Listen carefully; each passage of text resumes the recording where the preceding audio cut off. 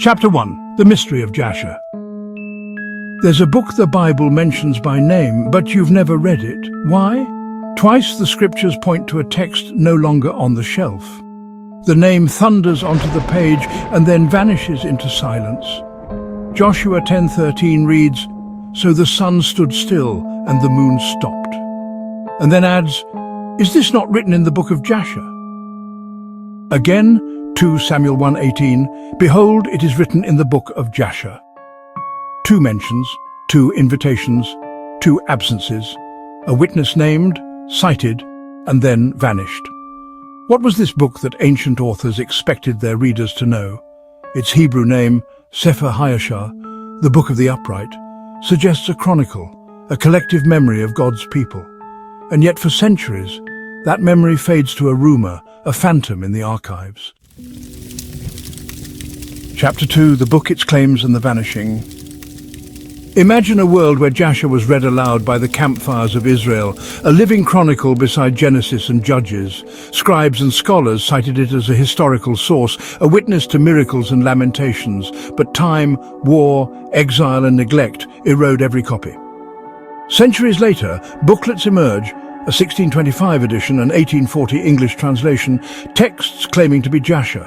Modern scholars clash authentic tradition or a sophisticated fabrication. Authenticity argues with content, and the content is electrifying. Open Jasher and you step into a pre-flood world, familiar Genesis scenes but amplified, colder, stranger.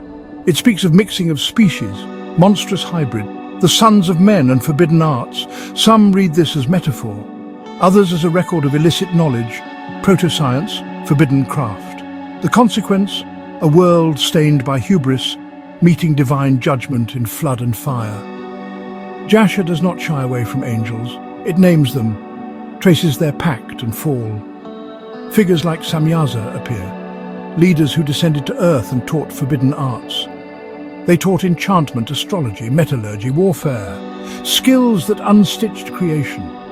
What looks like myth reads as systematic corruption, a campaign that twists humanity itself. Jasher offers sprawling genealogies and timelines, names, lifespans, wars absent from the canonical record. It even supplies scenes like Abram confronting Nimrod, stories that reshape patriarchal history. It paints a violent prehistory. Wars between lineages, city-states now dust, and patriarchs reshaped into warriors of legend. Why was such a witness sidelined? The answer may lie with the gatekeepers, councils, fathers, rabbis. They curated a canon for clarity and unity, and excluded texts that muddied theology or invited dangerous curiosities. Sometimes malice, sometimes pragmatism, but the result was the same: silence. Jasher sits beside Enoch and Jubilees, a library of texts that suggest a different mythic past. Some, like Enoch, survived in remote traditions, others dissolved into rumor. The result, a filtered history, edited by human hands with human agendas. Chapter 3. Implications, Challenge and a Cliffhanger. If the Book of the Upright could be buried, what else has been sealed away? What if Jasher is not an isolated loss, but only one volume of a vast library erased from history? Consider the fragments already resurfaced. Enoch preserved in Ethiopia, Jubilees hidden in caves, Gospels unearthed at Nag Hammadi. Each discovery reminds us that our Bible, though complete and authoritative, was transmitted through the frailty of human hands. Jasher doesn't just retell stories, it reframes them. Abram's defiance of Nimrod, the fallen angels teaching forbidden sciences, even the strange hybrids that corrupted creation. It reads like a mirror of Genesis, amplified, darker and more urgent. And that urgency raises a haunting possibility. Could Jasher be among the sealed books Daniel spoke of, meant to stay hidden until the time of the end? If so, then its whispers may not be for scholars alone, but for us, a last days generation staring into the storm of prophecy fulfilled. Other tomes, other prophecies, other histories may lie behind false walls in forgotten archives. Truths are buried like kings in unmarked graves, waiting to be unearthed by a generation daring enough to look. Archaeology is only beginning to scratch the surface of a far stranger past. Every recovered fragment forces us to ask, whose story are we reading? Every silence is itself a testimony. The erasure tells its own story.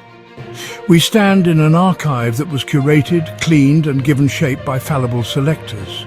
But keys remain, fragments, codices, traditions that may unlock the sealed halls. Are there scrolls of gold, tablets of stone, entire chronicles waiting for a generation brave enough to look?